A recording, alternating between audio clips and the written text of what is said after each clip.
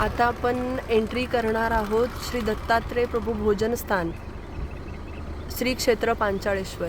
गुरुदेव दत्त. श्री पांचाळेश्वरला जाण्यासाठीचा कच्चा रस्ता आहे. रस्ता खराब आहे.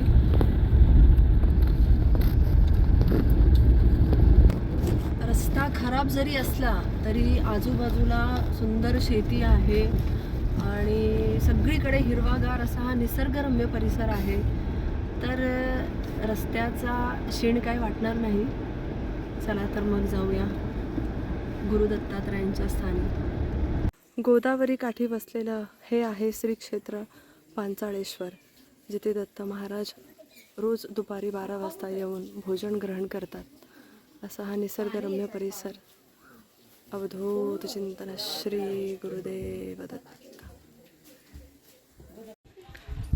अवधूत चिंतन श्री गुरुदेव दत्त. नमस्कार मित्रांनो, आज आपण आलेलो आहोत बीड जिल्ह्यातील तालुका गेवराई येथील श्री क्षेत्र पांचाळेश्वर. हे दत्त महाराजांचं एक तीर्थस्थान आहे. दत्त महाराजांचा जो दिवसभराचा क्रम आहे त्यामध्ये ते कोल्हापूरला भिक्षा मागतात आणि ती भिक्षा ग्रहण करण्यासाठी ते इथे म्हणजेच श्री क्षेत्र पांचाळेश्वर या ठिकाणी येतात. दुपारी 12 वाजता त्यांची इथे येण्याची वेळ आहे आणि 12 वाजता इथे खूप मोठी आरती होते. तेव्हा प्रचंड गर्दी असते. हे तुम्ही महाराजांचं स्थान इथे बघू शकता. इथे महाराजांना विडा दिला जातो. विडा देण्याची पद्धत आहे आणि इथे महाराजांना नमस्कार करण्याची सुद्धा एक पद्धत आहे. हा जो पलंग आहे तर ह्या पलंगाच्या चारही कोपऱ्यांना डोकं टेकवून नमस्कार करतात आणि त्यानंतर बाहेर साष्टांग नमस्कार घालायचे असतात.